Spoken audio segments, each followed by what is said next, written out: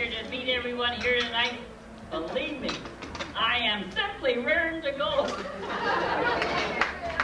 I mean it, boys. Hey, listen.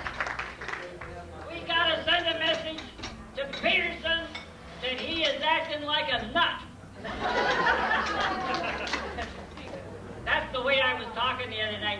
I didn't say nut, but boy, was I ever putting the pressure onto those characters. They were getting it. They're really going to get it on Monday night, believe me. They've never had it before, but they're going to get it from me. Thank you, Ray. They're going to get it from all of us, I think, Ray. I know they're going to get it from me.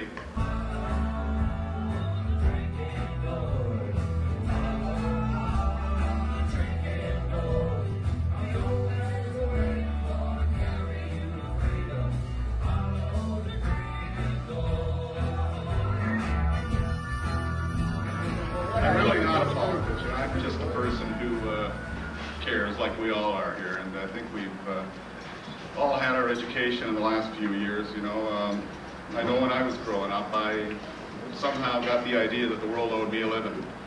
And I think a lot of us did in my generation. I grew up in the 60s, and I don't know where that idea came from. My dad used to say to me, you know, you got to go out and work. The world doesn't owe you a living. Yeah, right, Dad, you know. But it doesn't. Really, and I think a lot of the policies that we saw brought in, like with the Medicare in '68, or when it was, '67, '68, and a lot of the socialist policies, I think, you know, I hate to admit it, but a lot of the reason that they came in and the things that are ruining our country now are the fault of a lot of us. I mean, we're trying to do what we can now, but at the time, I think we got sold a bill of goods on the whole socialist thing. I know I did. I know a lot of us did, and you know, I thought free medical care was a great thing. I thought free education was a great thing. And housing for the poor, yeah, you know, we're big-hearted, let's help everybody. But we've seen that it doesn't work, and I realize the flaws and the contradictions in those policies now. And found the philosophy of Freedom Party and what it all means, and hopefully we're going to turn it around. We're going to keep chipping away and chipping away, and we can't help but win. You know, in the paper today, there was a terrible article. I know Bob's going to talk about this, about how we're perpetual losers, but we're not losers. We're winners, and because we're trying to do something. I forget the rest of my speech. I guess that's it. Yeah, big round of applause. I'll help you. I know I can count on you, Ray. But I'm mad as hell. Is anybody here mad as hell? Yeah! All right, you know, we got to give it to him this election. This is our third general election, and we're getting better all the time. I don't understand the people out there. My wife was around delivering some literature the other day, and people are saying, like, oh, I'm okay, everything's great, I'm voting NDP. I'm happy. You know, I thought, well, why aren't you voting Liberal then if you're happy, if that's what you want? But she asked them why they were voting NDP, and they said, well, I've always voted NDP. My kids vote NDP, my dad voted NDP, my mom voted NDP, and we're always going to vote NDP. Must be a genetic.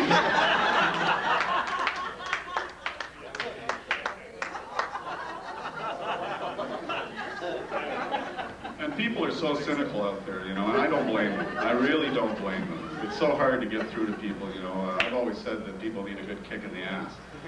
And that isn't really what I mean, literally. But I'm starting to see now, you know, people just need to be jarred somehow, and our Mad as Hell campaign is attempting to do that. And we're having good success, you know, better success than we've had in other elections. I'm very happy to be involved with Freedom Party, and I'd like to thank Bob, and everybody here for making Freedom Party possible and for giving me the opportunity to run in the election. It's probably the most fulfilling experience of my life. In the last 2.5 years working down the party, it's just been great. Like I said, when I was younger, I thought the world owed me a living, and I used to read a lot of Eastern philosophy and mysticism and things like that, and used to read a lot of psychology and philosophy, and I really got disillusioned with it towards the end, and I never really understood the problem with a lot of it, and why I didn't have answers until I read Ayn Rand. And I almost didn't read Ayn Rand. That's an interesting story. I used to go in Marc's store all the time, and I used to hear him being really, can I call Marc obnoxious? Yeah.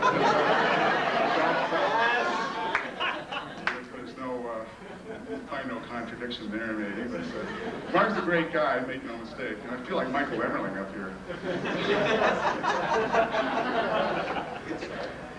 But make no mistake about it, I love Marc. I think he's a great guy. Without him, the party sure wouldn't be where it is today. But at the time, I wasn't all that impressed with Marc. And I used to go into his store a lot, and I used to hear him talking and getting in these arguments with everybody behind the counter and everything. And I wanted to jump in so bad sometimes, you know, but I didn't. And but I used to go in and I used to see all the Ayn Rand books in the shelf across from the counter. And I thought, there's no way Marc Emery is going to force this philosophy down my throat. And so I just wouldn't buy it, and I wouldn't buy it. And so one day I was desperate for something to read, I guess, and I was in the Goodwill looking at the used book section, and I saw For the New Intellectual and the Virtue of Selfishness by Ayn Rand.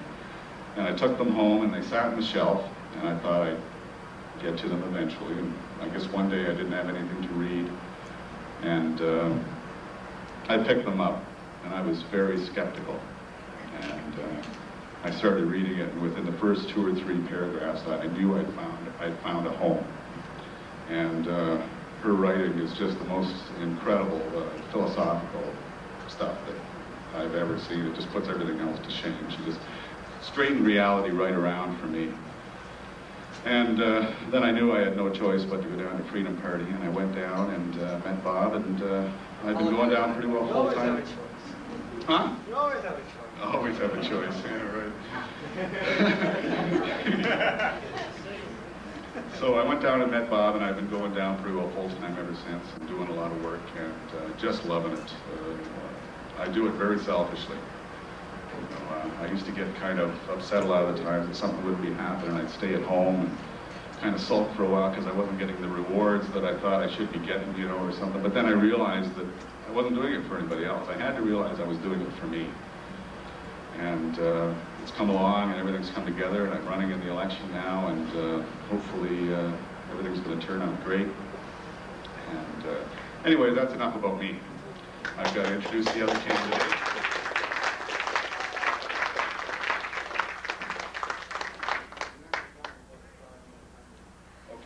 I'm going to introduce the other candidates, and we're going to try to maintain a maximum 5-minute time limit. And if the candidate starts to run over, Ray, I don't know how I can stop Ray. Got a gun, Bob? Not easy. Well, we'll figure out something. But the other candidates, if they're starting to go over the 5 minutes, we're getting close. I'll just approach them from the side here, and that'll be kind of a signal for them to wind it up. And the first speaker, I don't know if he even knows this, does he? Is our candidate in London Centre. We always try and put him first. I'm not really sure why. He's the vice president of Freedom Party, and this is his second election. He's a quiet-spoken fellow, but we might be able to get some noise out of him now. Please welcome our candidate for London Centre, Lloyd Walker.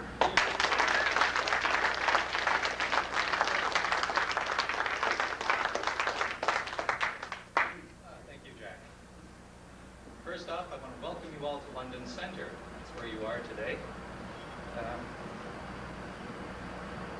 This is a rather unique opportunity, and it's not very often that we get a lot of the people that are important to Freedom Party together.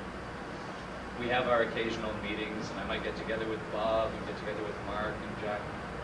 A lot of times we do get together, but really tonight we've got a lot of the people that are most important to Freedom Party together, and that's all of you.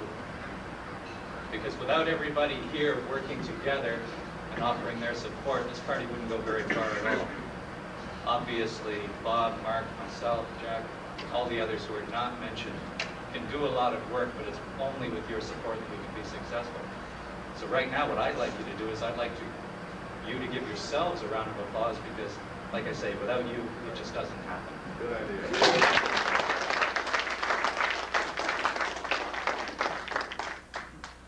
That brings us back to London Centre. It's a rather interesting riding.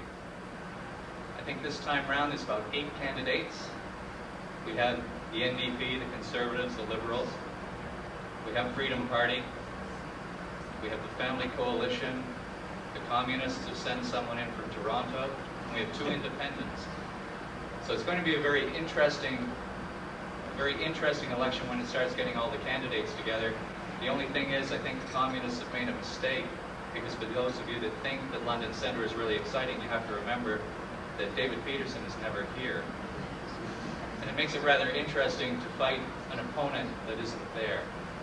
When you go to a debate, there won't be David Peterson there. There'll be some other person there, and you never really get a shot at the guy that's in charge, but hopefully we can send him a message. And that's really what I'm hoping to do in London Centre, is just to send a message to David Peterson and say to him that enough is enough. That he's taxed us, he's played games with taxes, he's playing another game now, making a big show of giving us back money that's actually ours anyway. He's telling people that by reducing taxes he creates jobs. Yet he never told us when he increased taxes that he took away jobs. He's told us that giving back taxes helps the economy. He never told us that when he taxed us before, he hurt the economy. Mr. Peterson has misled a great many people, and the Conservatives, the NDPs, are all at the same ilk. They want to take our money and use it for their agenda. And that is the message that I want people to understand, and to understand that Freedom Party is the only party, their only alternative that can help stop that trend. That's what I'm trying to do in London Centre. I don't want Jack to run over and tell me I've used 5 minutes, because I know I'm not there yet. But that's the message I want to send. And our signs, they say I'm mad as hell on voting Freedom Party. And that, in one very simple message, encapsulates the emotion that is necessary. Because let's face it, an election is an emotional adventure. We may try to appeal to everyone on an intellectual basis and say, this is why we think this, and we do that all the time. Consent is a newsletter with that purpose. All of our issue papers, many of the things we do try to send that intellectual message. That message that always says that the purpose of government is to protect your freedom of choice and not to restrict it. The same message is what we're trying to send. But in this election, we know we have to appeal to people and get their attention. And the message is encapsulated in that I'm as mad as hell and I'm voting Freedom Party. And I want to thank you all for your support in this. And like I say, without all of you, this party just doesn't happen at all. Thank you.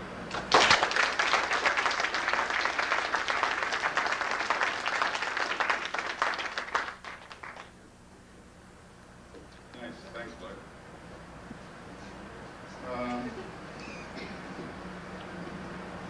Oh yeah, right. I've just recently really met this candidate. I have met him before, but we've been having a great time lately. We went down to the Free Press for our pictures the other day and just had a real hoot. I really like this guy. He's the only other candidate, he's our candidate in Middlesex, by the way, and he's the only other candidate except for Bob Metz that is running in his 3rd election. He ran in my riding in the last election, but he's moved since out of it and running in Middlesex now. So really nice guy and a really funny guy. I hate to build him up too much because it could be kind of a letdown, you know. Please welcome Barry Malcolm.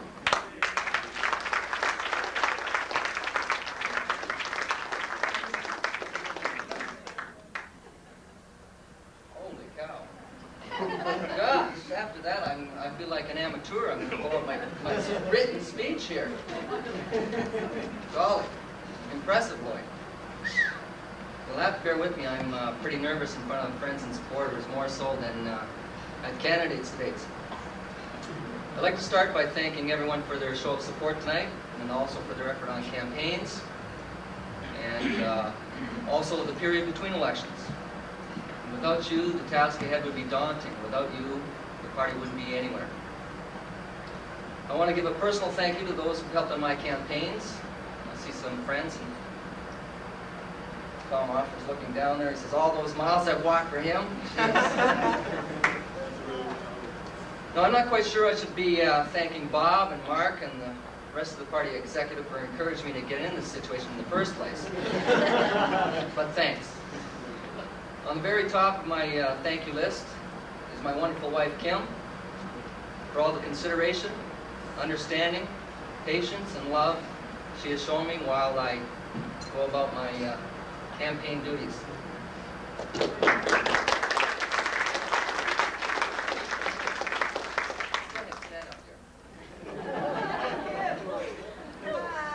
Now I'm in trouble, Barry. Yeah. My association with Freedom Party has given me great pleasure, a lot of fun, a lot of learning, and a deep respect for party members and the party executive. It's afforded me the opportunity to meet many interesting and inspiring people, and to create friendships also. Well, Jack and I are still a little suspicious of each other, but that's because we're kind of civil servants, so there's a general mistrust there.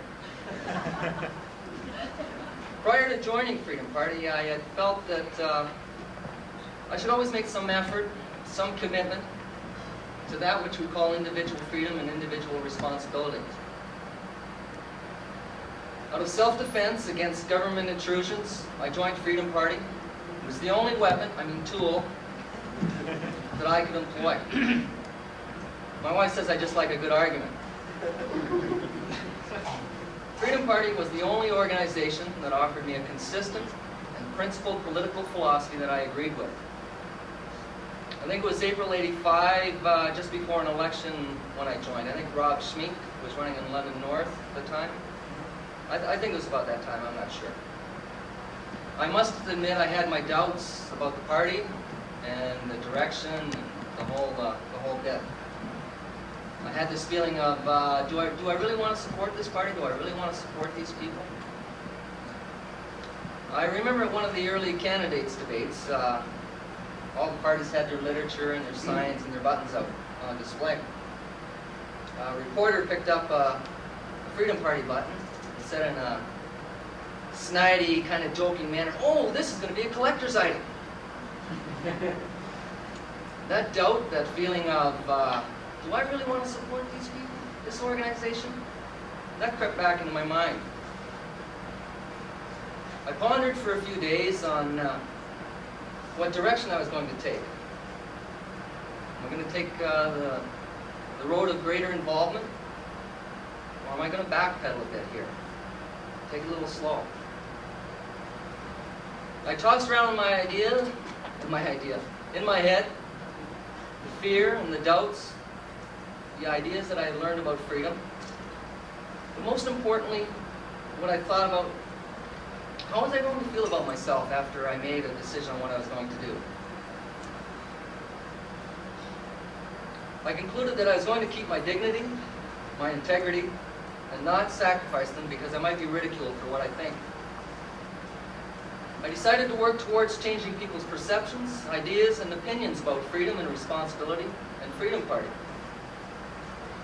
I thought I might get rejected, but I can handle that. That's what adolescence was all about. I hope that reporter was right about the button becoming a collector's item, but for a much different reason than he saw. I perceived that button and the dedication, the efforts, and the principles for which that button stands as honorable as anything worth collecting. I know some of you feel the same way, and I hope some of you will. I think those of you who aren't so involved should consider a greater role with Freedom Party. It's an uplifting experience, believe me. Thank you very much.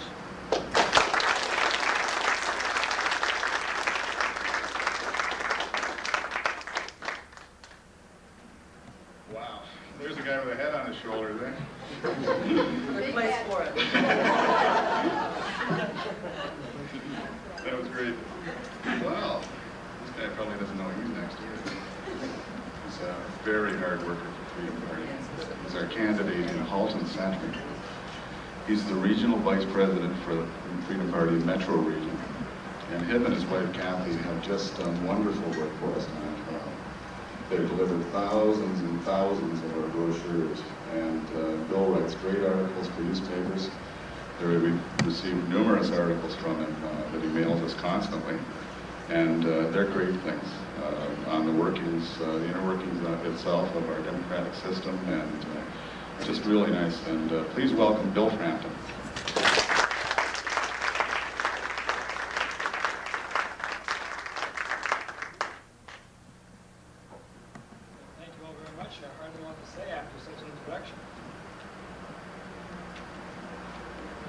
the ceremonies extraordinaire, fellow members and supporters and friends of Freedom Party, it's a great pleasure and honor to be here this evening.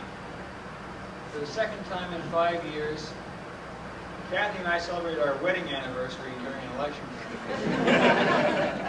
It's a good thing it wasn't today, or we might not have made it here tonight. Actually, it was yesterday, so we got lucky. Very timing, that is.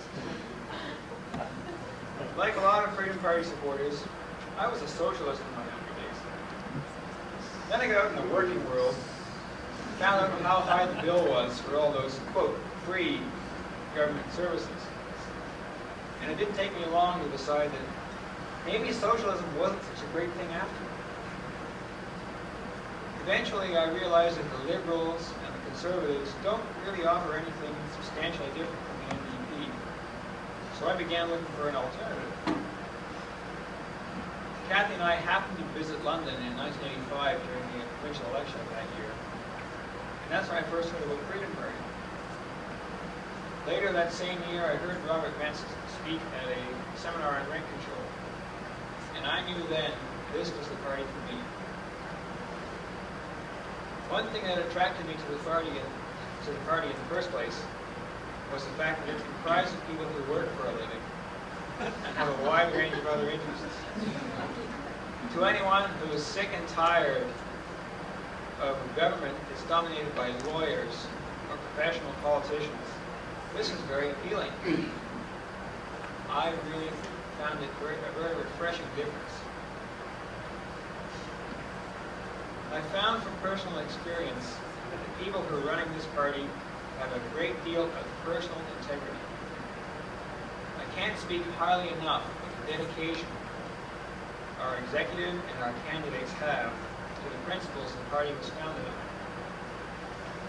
This can be seen in our written position papers, which I'm sure you're all familiar with, and our community activism, which I suggest are proof positive that we don't just pay lip service to the philosophy of individual rights and freedom. Another great thing about this party is its openness. This can be seen in the way the party has adopted ideas that individual members have contributed for public awareness campaigns. For example, Ray Monteith, who is here tonight, and Barry Fitzgerald are largely responsible for our campaigns on Sunday shopping and official bilingualism. And it's this building things up from the grassroots up and bringing ideas in from the bottom that I think has really got this party on a very sound and solid foundation.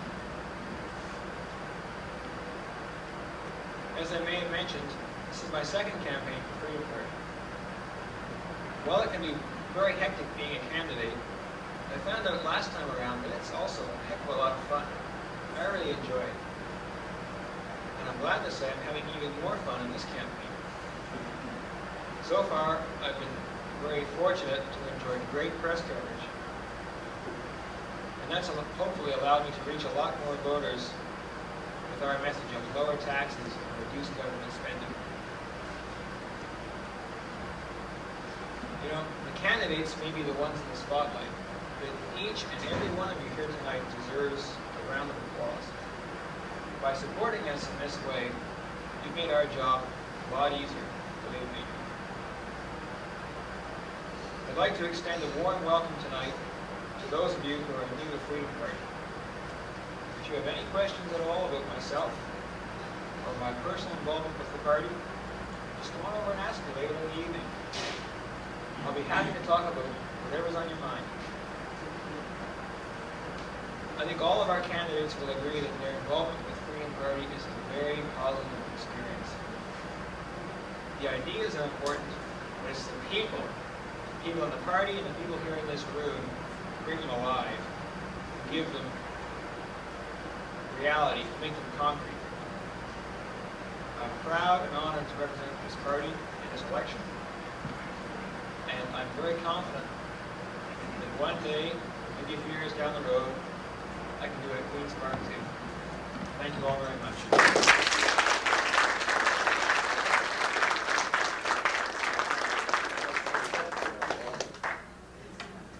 Welcome to Another one.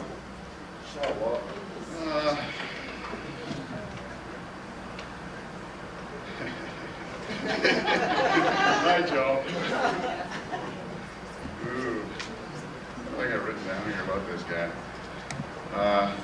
Our candidate for Oxford. What can I say about him? I went on a 2-week vacation with him. Well, actually, I was only with him for a week in the spring. We went on a cruise, and it was great. He talked me into it, and I'll always be grateful to him for that.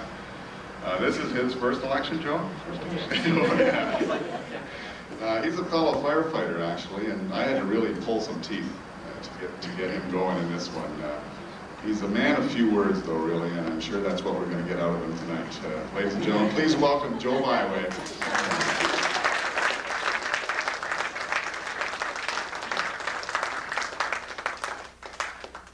Thanks, Jack. I'm pleased to have been chosen candidate in Oxford riding. It's a totally new experience for me.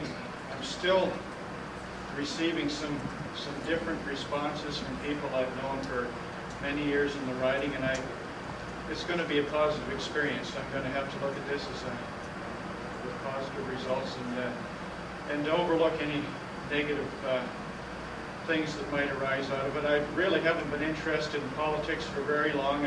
Like a lot of us here, I've been busy the past 20-some-odd years trying to become established, and really haven't paid much attention, I guess, to really what the key issues are in this country and province.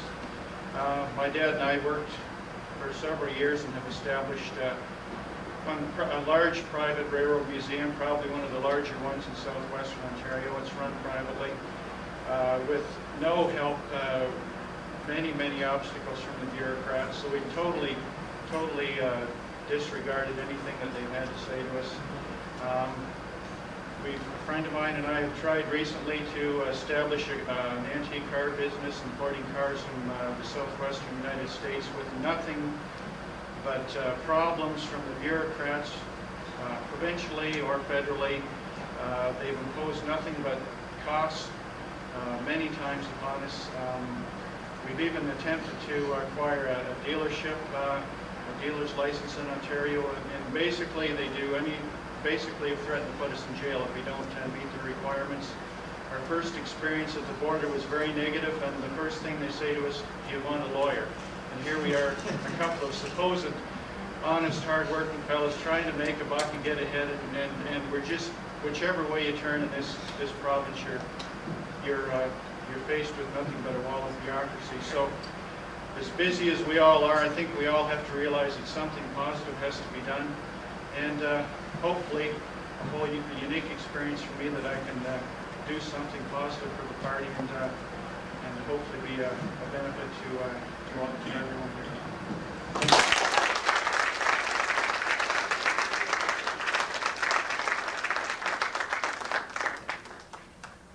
That didn't hurt, did it, Joe?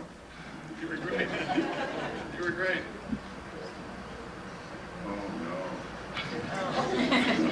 Oh no. The time has come. Are you ready? Yeah, I'm ready. Just sit down. Just sit down for a minute. I take it probably everybody's met Ray. Or if you haven't met him, you've seen him bouncing around. He's our candidate in Elgin, just a great guy. I love you too. This is Ray's second election. He has a deep passion for freedom. He views it a little differently than we do, where we get a little too intellectual about it or intellectualize it too much sometimes. Ray has a real down-to-earth sense of it, and he really understands what it is. And did anybody know it was Ray's 70th birthday? I think we should sing happy birthday to Ray right here. Ray was 70 last week, so yeah. No, Barry, take it. You're on, Jack. Come on, Jack. Put yourself on the spot. Happy birthday to you. Happy birthday to you. Happy birthday, dear Ray. Happy birthday to you.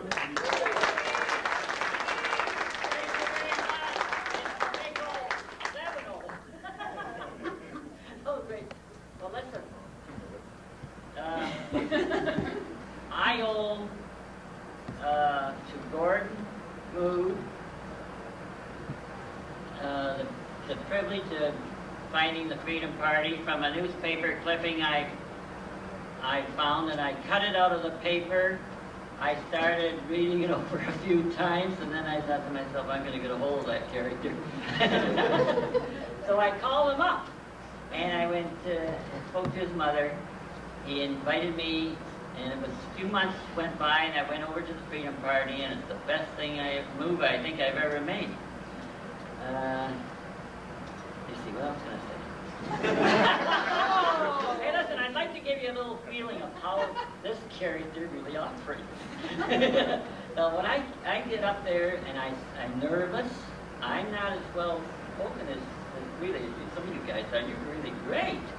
But I rattle on, and if I don't hit the ball quite right, it bounces and away she goes.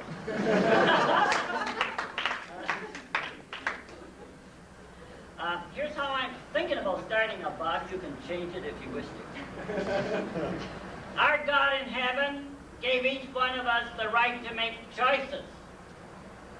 You Christians do not believe in separation of church and state if you are asking the Premier of Ontario to prosecute those who choose to open on Sundays.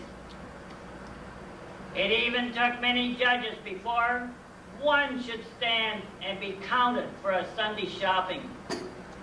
Ian Scott is still fighting Sunday shopping. In my opinion, he should have been fired long ago. Freedom Party believes the purpose of government is to protect our freedom of choice, not to restrict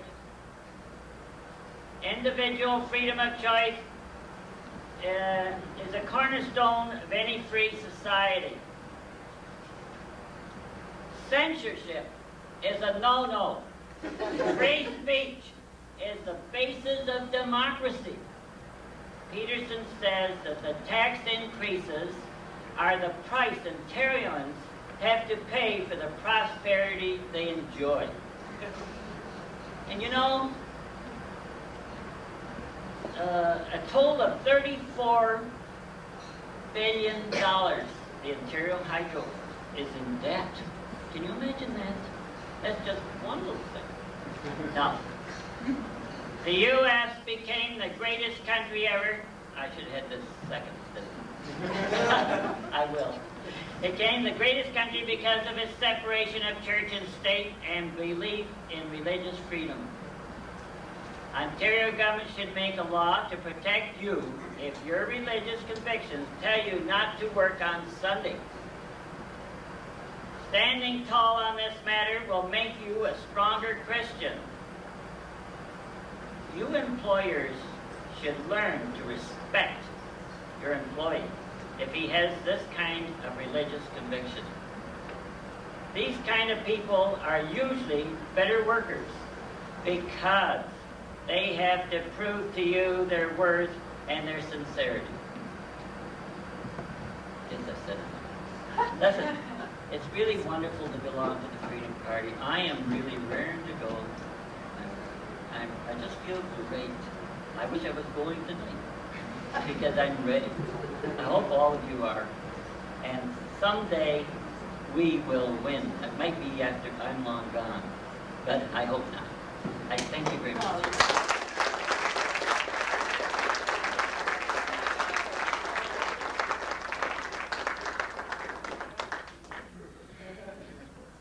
I love that evangelical zeal, Ray.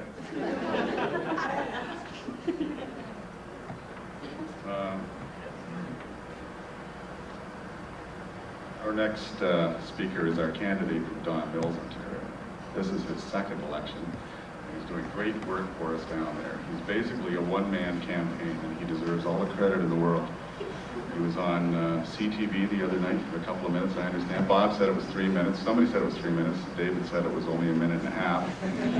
But it was great, and please welcome David Pengelly.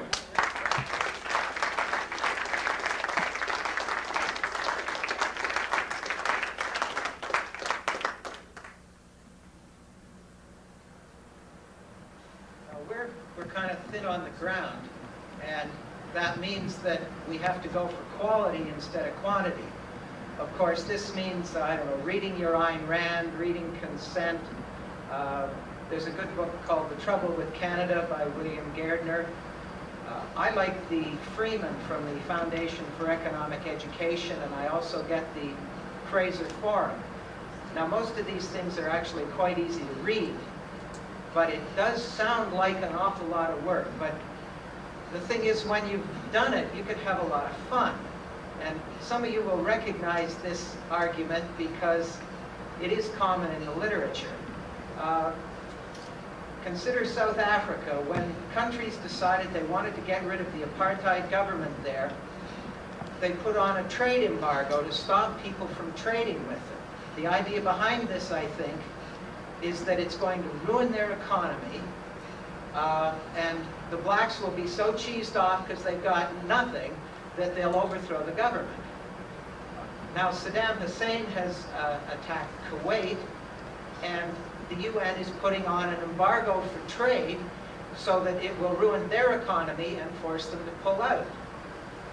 Now, in today's Star, I found a headline that says, "Ray vows to ignore free trade deal." Why is Bob Ray declaring war on the people of Ontario?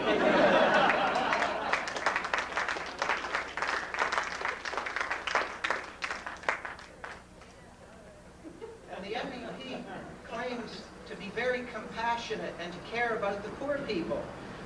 But in here, it says that he'll ignore the free trade deal and keep all our marketing boards. These are the marketing boards that make milk higher priced, eggs higher priced, poultry higher priced. Now, this doesn't bother me particularly. I'm single, I rent, and I make a good buck. It's the poor people that are hurting from the high milk prices. But he has a solution, of course. He's going to take more of your money and give it to the poor to make up for the higher prices that his marketing boards are going to cause.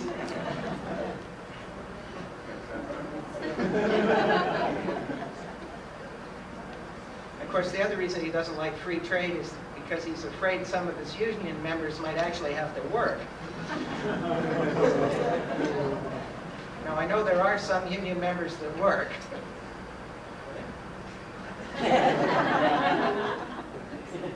Actually, I'm not in a unionized shop at the moment. I guess I don't really know.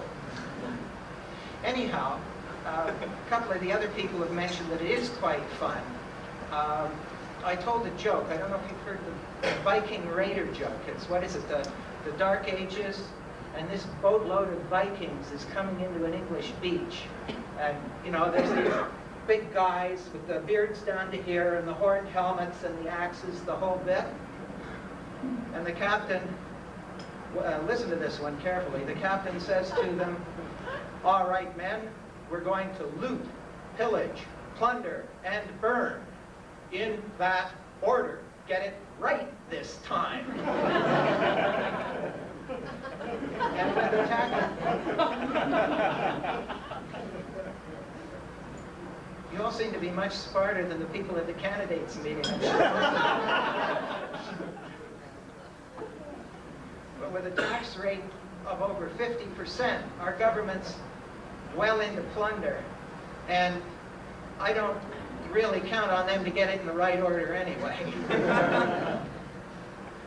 But that's what I meant by looking at all these strange ideas. You can turn things around, and I find it fun, so go to it.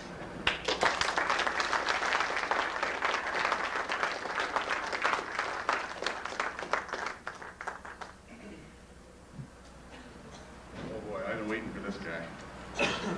He's our candidate in Mississauga East. This is his second campaign. He's a businessman in town of Toronto. He's got a great sense of humor, and I've seen him on tape, and I'm really looking forward to hearing him.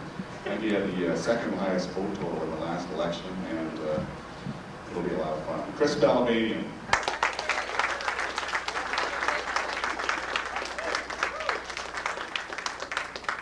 Thank you, Jack. My dear brothers and sisters in socialism. The 1990s will be the triumph of socialism. So we've had a minor setback in Poland. We lost a little battle in Czechoslovakia. We were trounced out of East Germany. The Soviet Empire is crumbling. But this is only to strengthen our resolve. In Canada, we will win.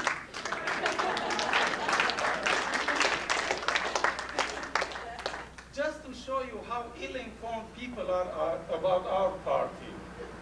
Last week, I distributed pamphlets in my own building. 18 floors. I started from top, floor by floor. I put the pamphlets. I got to the ground floor and I was finished, so I was getting back into the elevator to go to my apartment. I saw two guys coming out, each one carrying my flyer. So one of them asked, "Who's this Freedom Party? Who are these guys?" The other guy said, "Oh, must be some of those dope addicts or something." Well, earlier I was talking to Mary Lou. Now, you will meet her later. She's one of the founders of our party. She said, you know, we have to have a strategy. People join a party for two reasons. One, because they are lonely, they need to socialize. Two, because they expect gains in the form of patronage jobs. Well, on the first one, I didn't join to socialize. God knows I'm a lonely bachelor. God knows I need all the love and affection I get. Even my mother doesn't love me. That is not the reason I joined Freedom Party. On the second count, plum patronage, yes. I've been sucking up to Bob Metz. I've been sucking up to Brenda, his wife. I refer to her as the First Lady. Because the minute Bob Metz becomes the Prime Minister of Ontario, I'll be the first one to be given the Ministry of Multiculturalism.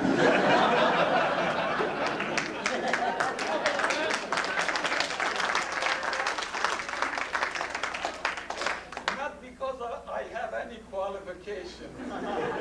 You don't need any ability to be a leader in today's society. All I need is a name that nobody can pronounce, nobody can spell, and nobody gets it right. Because I will be the image that our party portrays. You know, poor immigrant, give him a job. We are for multiculturalism. We are to redress all the past errors and injustices. Well, as far as my opponents are concerned, now, the reason I joined this party is because I find all the three so-called mainstream parties various shades of pink socialism. In my riding, I have three opponents, all males. Now, I can assure you there is no difference among them in philosophy or anything. The only difference among them is who is wearing more transparent, more pink, and sexier panties. Because these people come up with the sexiest promises. I mean, you give a working stiff rent control, he loves it. He thinks he's getting something for free. Bob Ray is promising things. I mean, if he can deliver 1%, I would worship the NDP right now. I don't have to work for a living, because Uncle Bob would provide. Look at the Soviet Union. Soviet Union has been providing cheap food, cheap commodities for 250 million Soviet citizens, and it took them 70 years to realize that they were a bunch of losers. Now, while all the communist world, all the socialist world is collapsing, Ontario is marching right on closer and closer to communism. So you see how tough our job is, but it's a lot of fun. You wouldn't believe what a review I get when I speak to candidates' meetings where the audience is made up of wives, husbands, cousins,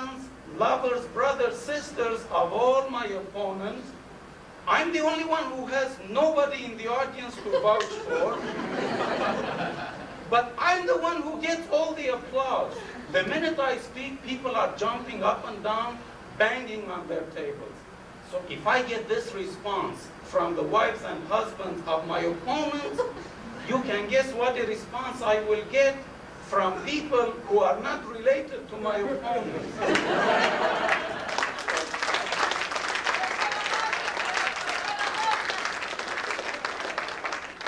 Great. So wish me the best of luck, because I will be carrying your banner in Mississauga East. And back to Jack.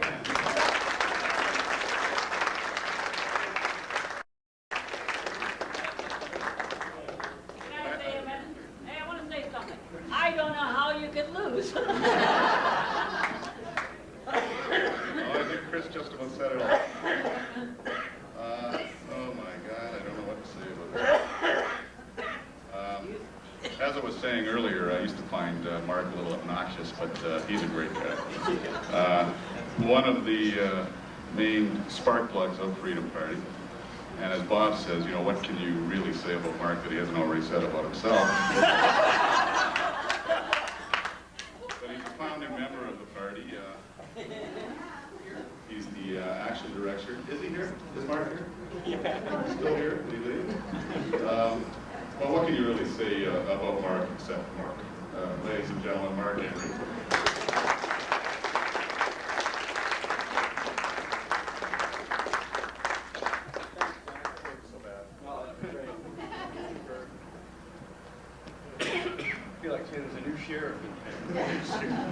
Actually, I didn't come to inspire you. I figured the other guys have already done that. I came to tell you the nuts and bolts of what I want out of you. One of the things, I was out delivering literature with children I coerced into helping me do it today. And we got 1,000 pamphlets done. And we met a lot of people. It's Saturday, a lot of people are sitting on their porches and a lot of spare time. And oddly enough, it was actually a day when they could actually galvanize their eyes on literature, because the communists had delivered their literature today too, as well as the Family Coalition. So for most of these people have never heard of another party outside of the NDP, Liberals, and PCs, and today that's all they got. They actually, the Liberals, NDP, and PCs weren't out delivering, just 3 other parties. And so it gave them an actual opportunity to compare points of view. And I went up to a lot of people and I said, you know, I see you've got an NDP sign or a Liberal sign on your lawn, but maybe you'd like to read this and find out how foolish you've been. I usually, my polite version is, in case you're reconsidering next time, or maybe you'd like to remember us, I hope you'll read it and perhaps you'll think about us at another time. But a lot of them say, well, actually that sign, they called me up and asked me and I let them put on my lawn, but I'm not necessarily committed. And I found that for the first time in a long time, and I'm not going to tell you that they're all ready to vote for us, I'm not going to lie to you for that, but for the first time in a long time, a lot of people do not have any hardcore loyalties to other parties anymore. One of the things I have noticed is that the people who are voting Liberal don't do so with any passion or conviction. They're not saying, oh, I think David Peterson's an incredible guy, I think his government's done a wonderful job. What they're saying is, well, you know, he hasn't done a bad job, and I'm not really interested in the NDP or the Conservatives. So, you know, I let them put a sign up. And you tend to get the same thing for the Conservatives. I mean, who really knows who Marc Handelman is? I mean, that's the London Centre Conservative candidate. He's been a restaurant critic and a poor lawyer, and he has no profile. I mean, obviously the Conservatives are saying, well, we're not going to win this one, so we'll throw somebody who doesn't really matter into the fray. And what you're finding is that people, when we go door to door, don't have any solid convictions about this particular election. And that occurs to me that a lot of us here have an opportunity to really make some mileage in the most simple ways. One of the things I'm going to encourage you to do, I hope Bob brought some buttons, Freedom Party buttons, but I'd like you to grab 1 or 2 and make a point that in the next 7 to 10 days, always wear that button. Because people will see it, and if they're interested in voting, and I think a lot of people are not, but if they're interested in voting, then they will say, what is the Freedom Party? Because it's going to be the one time they're going to be thinking about something to do with politics in the next 10 days. Take our brochures with you to work and just say, listen, I don't know if you're planning to vote, but if you are, I'd like you to read this when you get a spare moment, and hand it to them. Or even pointedly ask them, if they're your co-workers, ask them, are you planning to vote? Who are you voting for? Because it's rare that people actually get a simple, unpressured opportunity to just talk about what they're feeling about politics as the election draws near. As you've all noticed, it's not an election that most people are very excited about. They don't. I rarely meet people who would say, oh, I'm really working hard for the PCs this election. I really think they can do it. I really think they got the answers. People aren't saying that. Everybody expects the same person they've got in now to get elected. That's the first time I've met so cynical an electorate that they all think that it's going to be an identical reprise of the last election. That usually doesn't happen. Usually people can be motivated to think some change is going to happen. So they're actually open for the first time to just hear what you have to say. Other things I'd really recommend that would go a long way to helping the party, your candidate, is put your election sign, if you want, we'll cut one in half and put it in your car. That way, everywhere you drive, people will see that I'm mad as hell and voting Freedom Party. And since it's on private property, your car, it means someone in there is that upset. They have the passion during an election to make that point of view. And you don't see a lot of people saying, oh, I'm really fighting hard for the NDP, or I'm really working hard for the PC candidate. They're not doing it. They're doing it because they're party regulars and they've been asked to do it. And a lot of reasons, a lot of times that's why the sign's on. So wear a button to work. Wear a couple, because we change our clothes, of course, and we forget the buttons on the previous suit and the previous shirt. Have a couple on hand, put them on, click them on, wear them wherever you go. Try and get people to talk to you about politics. Don't be embarrassed. A lot of us are the kind of soft-spoken people, not like me, I agree, okay. But, I mean, a lot of us are soft-spoken people. We think we're offending people if we bring politics up in a social setting or a work setting.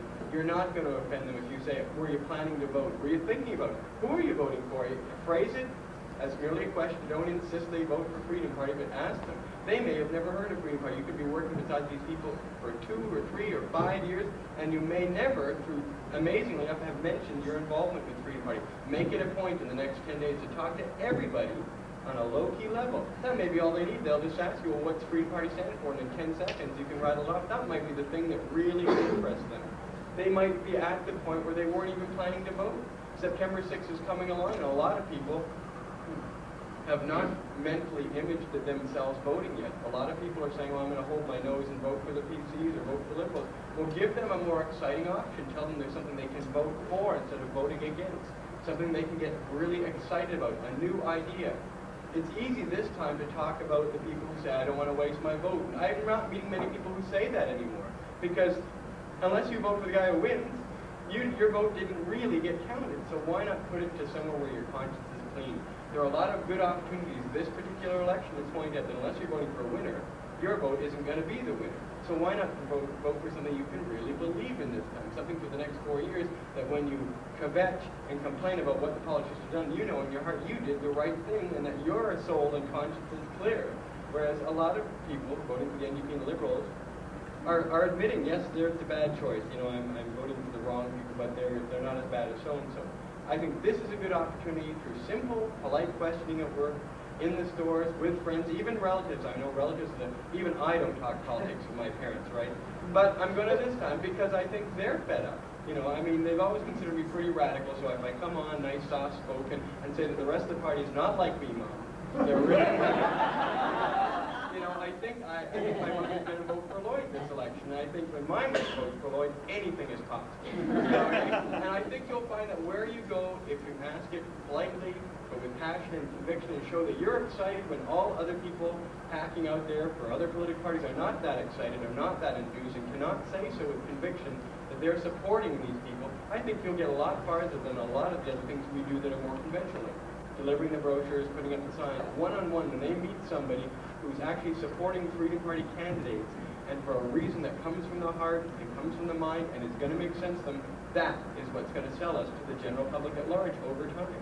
So basically that's all I have to say. Make sure if you've got any time or any daughters or children or relatives who have spare time, deliver literature by all means. We've got lots of it to get out. If you've got an opportunity to put up a sign on your property or know a neighbor who would be interested, make sure we hear about it and we'll get it up.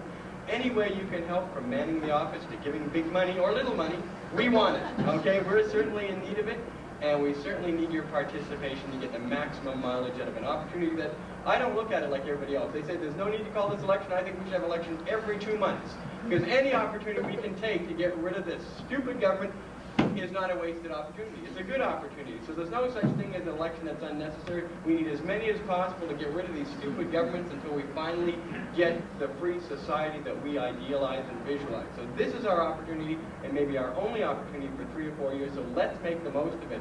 Get involved. Call me. See me. I'm waiting. All right.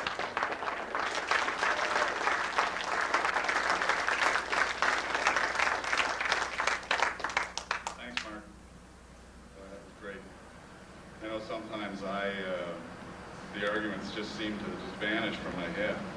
Or I left them at home in my sock drawer or something, you know. But you hear somebody like Marc or Chris or Bill or Barry, and it just gives you such a different perspective. It puts everything into focus and makes everything, I don't know, just a different perspective, you know, where you get so tied up in your mind sometimes you can't think what to say. It's great. Our next speaker now, he's going to take a little longer. Everybody else has paved the way pretty well for him. And of course, he's a guy I've gotten to know pretty well over the last couple of years because I've been working pretty close with him day by day. And it's been an inspiration for me. For a lot of years, I was getting really frustrated with what was going on, and frustrated personally too, because I couldn't really find a friend. And I really wanted to find my peer group desperately. And it's an honor to know him. Any of you know what a Beatle fan I am, and will appreciate it when I say he's fast becoming my favorite Beatle. I'd like to introduce to you probably my best friend and my hero, Robert Metz.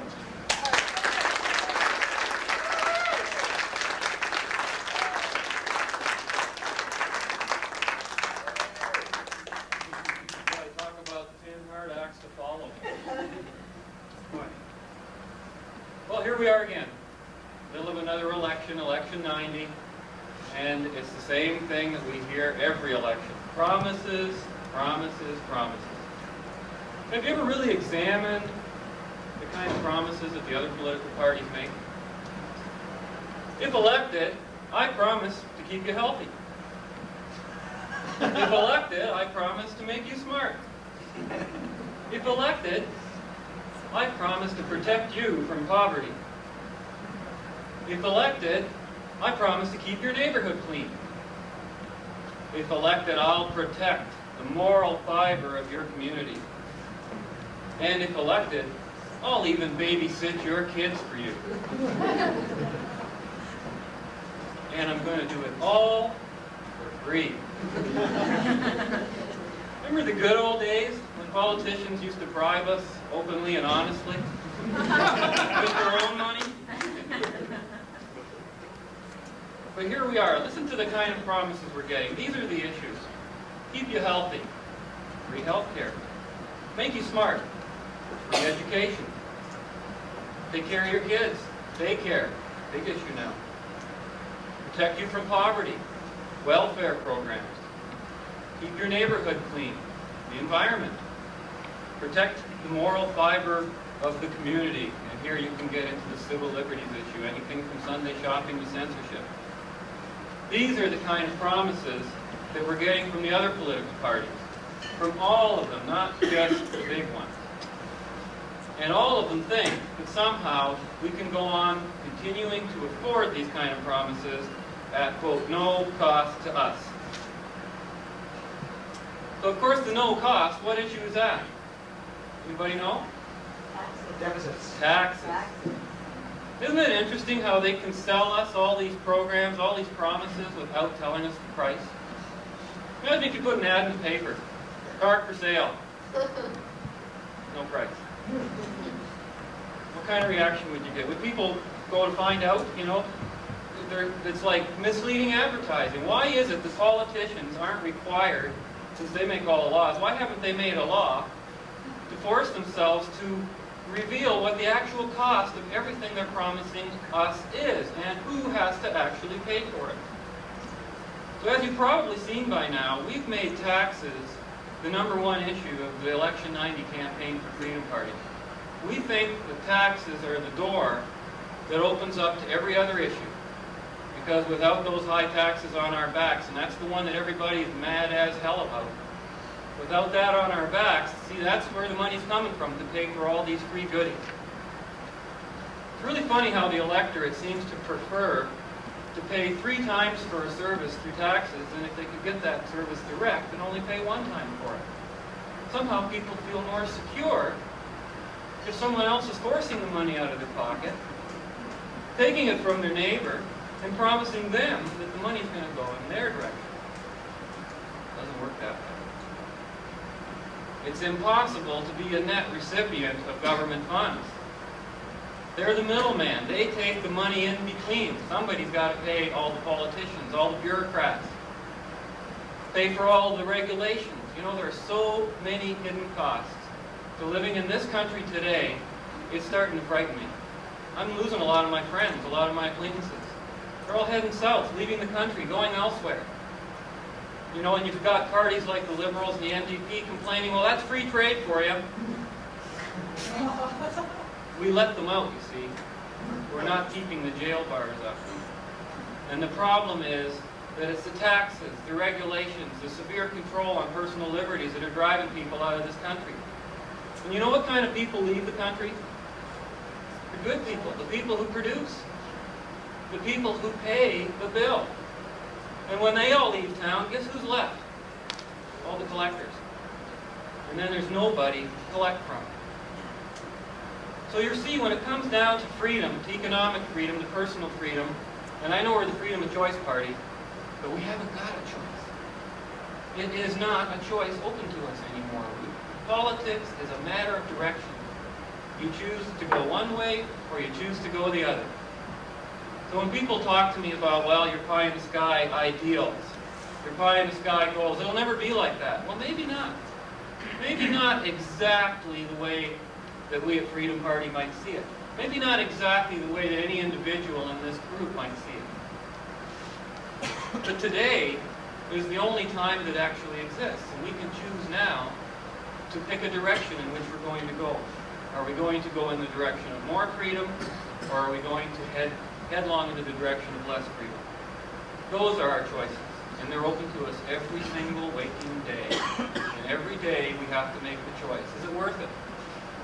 Is it worth the sacrifice? Is it worth the work? Is it worth the effort? Is it worth being seen as being somebody different? Being somebody who's not popular? What does it take to be popular today? Today you've got to promise somebody something for nothing. And you know, today's paper, and I can't let this go. That's right. I don't know how many of you saw this. The folks that came in from out of town probably haven't seen this, but there was an article today, and we were promised quite a long time ago that we were going to get coverage in the local press. But what we got instead was this fluff piece of article called Beyond the Fringe. And I want to explain to you how much harm an article like this can do to political parties like ourselves. And I don't mean just us as Freedom Party, I would say us in particular, but certainly to anyone trying something new. If you look at the opening of this article and the tone, they're the lean, mean, losing machines. They perpetually run. They perpetually lose. They're the also-rans. And with the last run at the brick electoral wall, they landed about 2% of the vote province-wide. Now you see, they start off on this losing attitude. It's the press, largely, that's part of our problem, trying to get across to the press. Now I don't know how many of you know about the London Free Press, but here is a paper that's been deteriorating editorially and as a newspaper for quite a while. This is the worst thing that's ever happened to us as a, quote, fringe party. There was not one issue mentioned in here. We weren't segregated from any of the other small parties. Nothing for the voter to choose. What does he think when he sees this? He sees some candidate from another party here, someone running for the Greens, asks, what riding do you run in? Response, North York. North York, I think. Applause. No, York Mills. York Mills. This is how much commitment you see some of the other candidates of the other parties have, and they're comparing us to this. And this is the kind of thing we're going to get compared to. As a, quote, small fringe party, we're going to be compared to a lot of the other small ones. And I'm looking forward to this following Thursday in Toronto, where on Rogers Cablecast, I'm going to get my chance to debate all the leaders of all the other small parties and hopefully set a few records straight. But we're not going to let this one go by the way either. But just to let you know about that, there's also another section in the first section about, again, the ridings. I'm looking at the coverage in there. And nothing about the issues. Not a thing. Where do we stand on, well, they mentioned quickly your one issue, but where do we stand on abortion, on daycare, on welfare, on social issues, on the environment? Not a single word. So, as you can see, we've got the cards stacked against us. So that's why we adopted our rather unique approach to this election. want to tell you a little bit about it. We've always prided ourselves as being the intellectual, rational, common sense, philosophic party.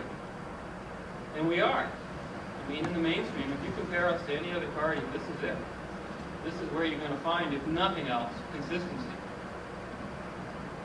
But one thing we learned through our first two experiences in the last two elections was that elections are not a forum for issues, not a forum for ideas, not a forum to make an informed choice. The fact of the matter is, if we're going to work on that, that's a job we do between elections. During elections, no matter how you look at it, no matter how many ways you turn it around, we operate on a single principle in an election. People vote against things. They don't vote for things. They vote against David Peterson. They vote Liberal, say, or rather they vote Conservative because they don't like David Peterson. Or they vote Conservative because they don't like Conservative. Or they vote NDP because they don't like the other two and they can't think of anybody else to vote for. That's not a vote. You're throwing your vote away. You might as well stay home and just sit down and watch Cheers for the evening. You get a lot more satisfaction out of it, too. So we thought, let's for a change, let's capitalize on all this negativism, on this negative feeling. What are people saying out there? What are the real issues they want to hear? And let's forget about being intellectual. Let's forget about that for a little while, for a couple of weeks, while an election's on. Let's see how much attention we can generate in the community. So we thought we'd go for something that's a little foreign to us in terms of what all our past literature said. We thought we'd go for this I'm mad as hell campaign. And let me tell you, folks, we've been going at this. We've really started getting the literature out in the last week and getting the signs up. And the phones have never, ever rung like they have rung in the past week and a half. Jack will tell you, we don't get a minute to sit down between that phone ring. One sign goes up, I want a sign. Literature's going out, boy. I had a guy call me yesterday, this is the first.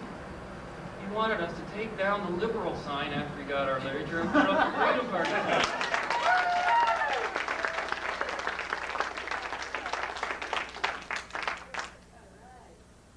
And of course, I got my first complaint. You gotta admit, when you go out there in the political marketplace when it's raised like mad as hell, you're gonna upset somebody. But as it happens, even that works to our benefit. I got a call 2 days ago now, from an elderly gentleman who was very upset that he had received this piece of literature in his mail. Really upset. So we got to talking. I told him, you have a right to be upset. Nothing wrong with being upset. And I tried to direct his anger a little more at the issues. I said, did you read the pamphlet? He said, no. He just saw that mad as hell on the cover. He didn't even read the pamphlet. And I said, well, maybe I can tell you a little bit about what's inside it. Maybe I can tell you why we're here and why we think you should be mad as hell.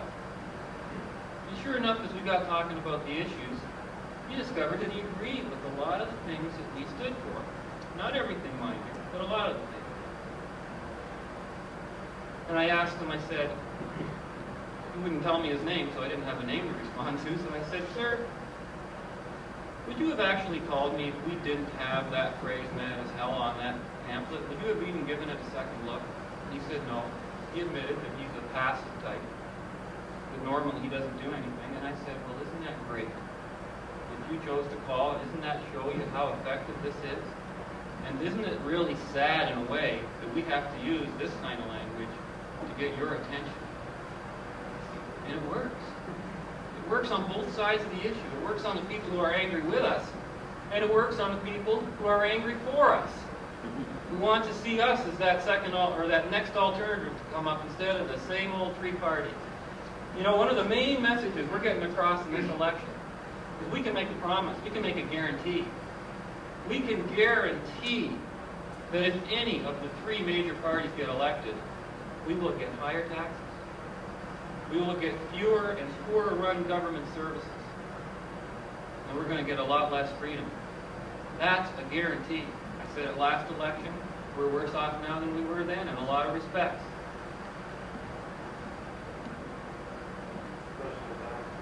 Especially taxes. Yeah, especially taxes. So it's working, and I'm really pleased. And we're going to try and follow up our real challenge again, and you know, our work's really only beginning. Once we get the attention of all these people, we got to keep it.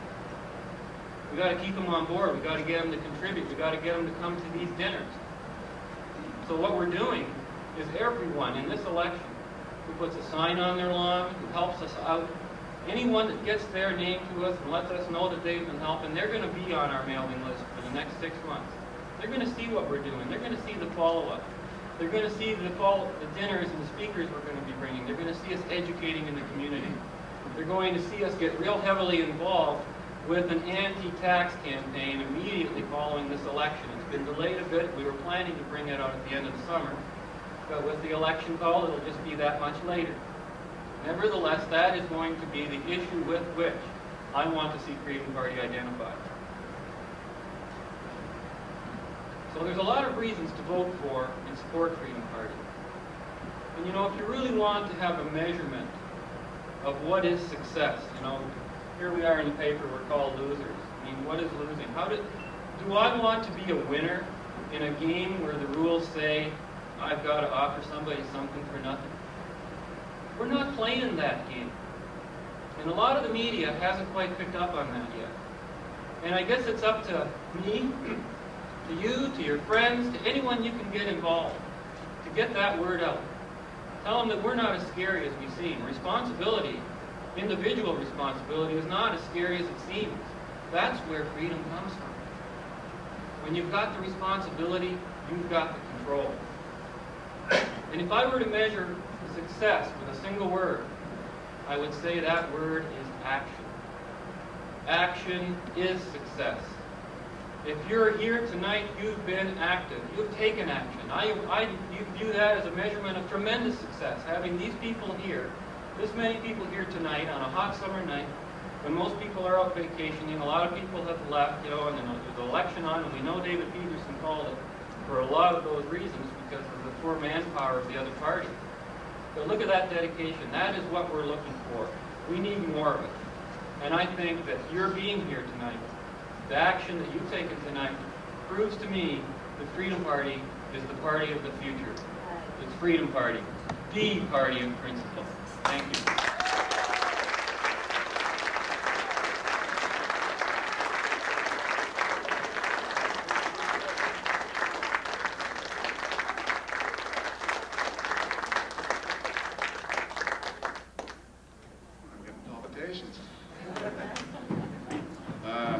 That was great. It's the first time I've heard Bob speak. So I'll have something to model myself after in the future. One more speaker tonight. I think I'm going to get a hug out of this one. The Peterson government may want to coerce, or any of the other parties may want to coerce a lot more money out of your pocket. But there comes a time now when we're going to kind of cajole and coax, voluntarily, hopefully, a little out of your pockets. I'd like to introduce a founding member of the Freedom Party. She's the lady who got us our registration originally. She's continued to be a very valued supporter. Please welcome Mary Lou Gutscher.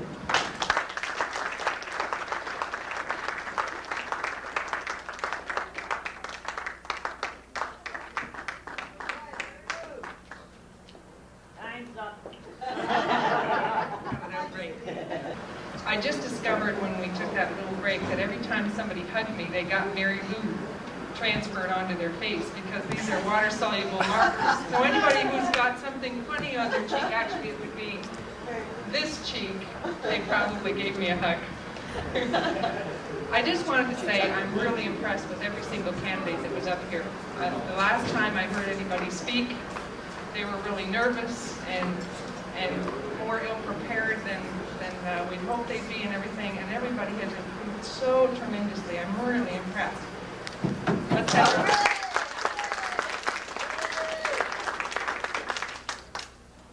One other thing I'd like to mention that nobody mentioned before is since we only have enough candidates to cover about 10% of the ridings, that means that probably 90% of us don't have someone to vote for from the Freedom Party.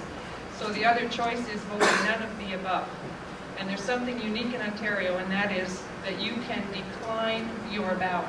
It's an action that you take by going into the polling station and saying, I'm here to get my ballot. You get the ballot and you say, I want to decline my ballot. Most of the polling masters, whatever they're called, won't even know what that means. You just tell them, I want you to find out how to do this because I want it counted as a vote for none of the above. So you can make your statement even though you don't have a candidate to vote for. Someone mentioned that we can't help but win. And that is 100% true. Because the ideas of freedom work, and the ideas of socialism and collectivism don't. Gorbachev has admitted this, that the 5-year plans of the Soviet Union don't work, and that we have to give capitalism a try. And the whole changeover in Europe is an example of freedom working, and socialism and collectivism and fascism not working. I read an article in the magazine on the airplane recently about Brazil. How many of you know what's happening in Brazil? It's, okay, so a few of us do. I didn't know until I read this article. There's a new president in Brazil, and we used to complain about double-digit inflation annually. In Brazil, they had double and triple-digit inflation monthly. And this president took over, took a hard line, and he's got inflation down to 5% a month. And this is an heroic effort there. It's actually happening all over the world in one form or another. So maybe you don't want to take credit for any of that happening, but I will. Because fighting for the ideas of freedom does work. It gives people hope to keep on going. Talking about Europe and Asia actually, and South America, South Africa becoming more free, emerging as free countries, free continents. The only bastion of socialism left in the world is North America. It is the only place where the countries in that continent are moving toward more government instead of less. So somebody said over here, was it right, that our job is still a big job to do, so we have to keep fighting. But we have to take a look at the wins along the way, the wins that other people count. I know that we still have a problem with Sunday shopping, but there's a much bigger awareness and a much greater freedom for people to choose about Sunday shopping. And no little amount of credit goes to people in the Freedom Party and people like Paul Magder who've been out there fighting and refusing to give in, no matter what it costs them. And it's that kind of effort, that kind of challenge to the laws that makes the politicians realize that people don't want things the way they are now. And that's really the key issue. Politicians do not change things, they follow the will of the voters. And as long as we're out there encouraging the voters to change what they ask for, showing them that there are alternatives to government intervention in everything in their lives, then we will be making progress. So let's just have a pat on the back for the advancing the Sunday shopping laws.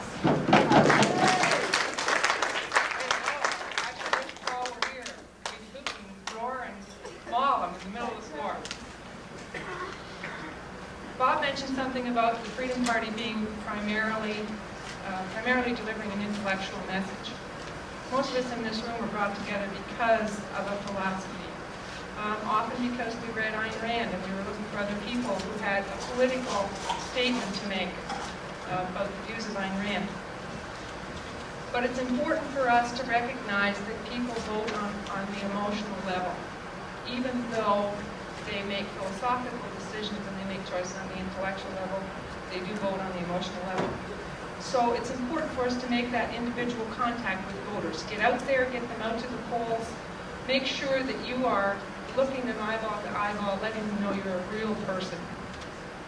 What we believe in and what we visualize has power.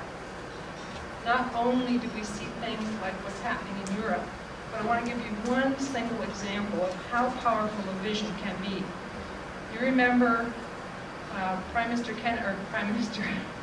Kennedy saying in 1960, within the decade we will be on the moon. Is anybody old enough to remember that? Within the decade we will be on the moon. Now, who on earth thought that a man could be on the moon in 1960? And before the decade was out, because he was so able to persuade people to believe in this dream, in fact, there was a man landed on the moon. The impossible became possible because of a vision, because of a belief, because of an idea. Thoughts are things. The more we think about freedom, the more we visualize the benefits of living in a free society, of working on a voluntary basis with our neighbors, with our friends, with our relatives, with strangers, the more it becomes possible to have that kind of society. The way that we have a world like that, the way that we build a world like that, is to continue to think about it, talk about it, recruit people into the dream. You're all part of my dream. I hope I'm part of your dream. And I think that some of the progress we're seeing around the world is definitely part of all of our dreams. But it only happens by staying active, by getting the word out, by distributing pamphlets, by being in the media, by knocking on doors, meeting neighbors, looking them eyeball to eyeball, and just talking to them about what you think is important in terms of political ideas. And it takes something else. All of these things, the printing of the pamphlets, the purchasing of advertising, the operating of an office so that people, when they inquire, have an intelligent voice together in the phone, all those things cost money. So I'm going to ask you to contribute in that way too. Some of you maybe don't know, you might even be wondering why I'm up here since you don't see me around the London office at all. I live in Toronto. I was one of the original founders of the UNParty, which was the party that became registered in Ontario and was later turned into the Freedom Party by Marc and Bob. Let's just talk about what's in it for you. We can talk about what's in it for freedom, what's in it for the Freedom Party, what's in it for those people in your riding who might happen to see one of those pamphlets, but what's in it for you? Well, Barry was saying, and the message came through very clear from the other candidates too, that working with an organization like this means that you meet other people who think like you do. It makes you feel like you found family, like you found a home in this wilderness of lack of philosophy.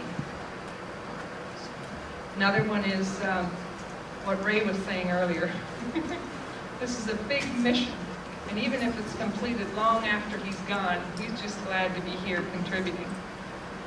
All of us want to have a mission in life, and what better mission than to know that we really do have an effect on how much freedom there is in the world.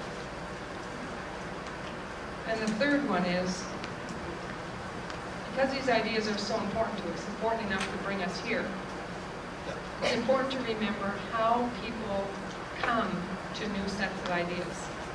And the best place to look is at our children. How do our children learn things? They learn it through constant reinforcement. If you say to your child from the day they're born, "You're stupid, you'll never amount to anything," guess what happens? They never amount to anything. But if you say to them, "You're great, I just adore you and you can do absolutely anything," guess what? They can do absolutely anything. The same goes for the messages we give ourselves. The same goes for the messages we give those people around us. And by standing up for what we believe in, contributing to what we believe in, acting on what we believe in, we set an example that just can't be beat. And I thank you very much for being here. It's an absolute treat to be with you.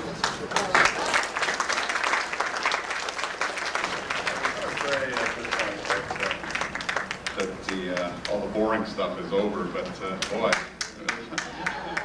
a lot of that stuff wasn't really boring, and Mary Lou certainly wasn't. But from now on, all the speeches and everything are all over, and everybody just drink and party and have a good time. Right. And please mix with everybody and talk to people and try and build some enthusiasm, and we'll get out there and talk to you all. So have a good time.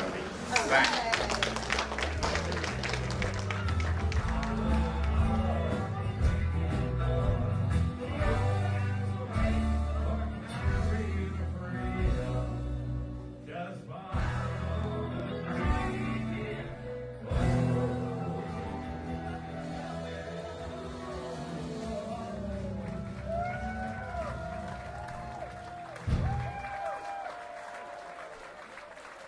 that I help Ray prepare a lot of his speeches, and I give him a lot of latitude, and sometimes the latitude he takes gives me the chills, but then I realize that I give everybody here the chills when they see me in public too, so it's probably tit for tat. If Ray makes me nervous, I can only imagine how I make other people.